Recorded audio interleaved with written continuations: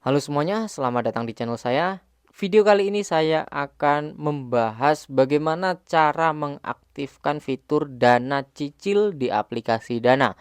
Mungkin banyak dari teman-teman yang sedang kebingungan gimana sih cara mendapatkan fitur dana cicil di aplikasi Dana. Karena melihat video-video di YouTube, mungkin di platform manapun, kok ada aplikasi Dana punya orang ada fitur dana cicilnya, punya saya kok tidak, mungkin berpikiran seperti itu ya. Nah, jadi di video saya sebelumnya itu sudah pernah membahas dana cicil ini. Mulai dari cara mengaktifkan dana cicil, cara menggunakan dana cicil, cara bertransaksi dana cicil, itu sudah pernah saya buatin videonya ya, teman-teman. Nanti coba dicek aja, tapi di sini saya akan bahas secara singkat saja. Jadi, untuk masalah dana cicil ataupun pay later ya teman-teman. Di Dana kan ada layanan dana cicil dan ada juga dana pay later.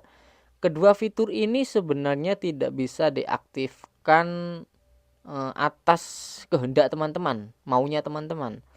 Teman-teman pengen mengaktifkan dana cicil itu nggak bisa. Nah terus gimana caranya? Caranya ya teman-teman harus memenuhi syarat dulu, baru nanti akan dikasih fiturnya. Syaratnya apa? Kalau yang saya tahu syarat umumnya adalah teman-teman harus aktif bertransaksi. Bang, saya sudah aktif bertransaksi tapi kok nggak mendapatkan fitur dana cicil. Sebetulnya fitur dana cicil ini menurut saya juga nggak guna sih ya teman-teman.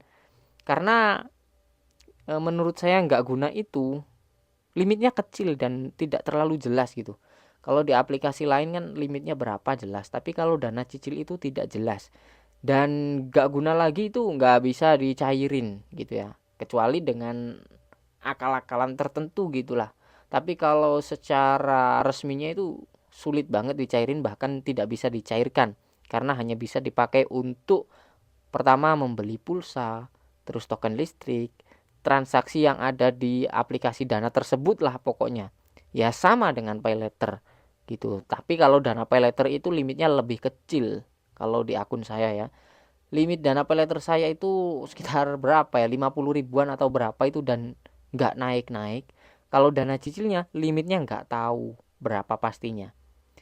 Jadi ketika kita transaksi ya cukup atau enggaknya itu kita nggak tahu, kita hanya mengira-ngira saja. Kalau nggak bisa berarti nggak cukup, kalau bisa berarti ya cukup gitu.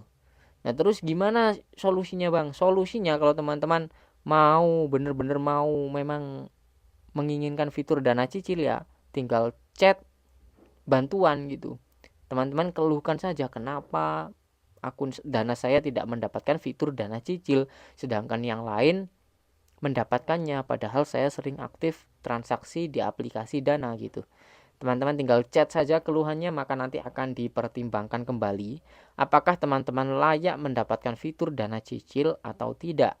Dan untuk dana cicil ini cicilannya juga atau tenornya teman-teman ya nggak panjang, jaraknya itu nggak panjang, sekitar 2 minggu sekali, kalau nggak seminggu sekali teman-teman harus bayar dalam 4 kali. Jadi tenornya itu hanya 4 kali pembayaran. Kalau nggak salah sih seminggu sekali teman-teman ya harus bayar. Itu kan kurang worth it menurut saya. Lebih baik aplikasi lain kalau menurut saya ya. Tapi entah kenapa kok banyak sekali yang menginginkan fitur dana cicil ini. Jangan-jangan mau digunakan untuk ya itulah ya. Nah, teman-teman harus jaga itu ya. Apalagi akun dananya sering dipakai transaksi situs-situs itu. Ya mungkin bisa terdeteksi lah ini sering dipakai untuk apa. Makanya teman-teman bisa jadi tidak dikasih fitur dana cicil ataupun pay later seperti itu. Nah mungkin itu saja yang bisa saya bagikan secara singkat di video ini. Kalau teman-teman mau lihat gimana cara aktifkan secara detail dan cara menggunakan atau transaksinya, teman-teman bisa cek video saya sebelumnya.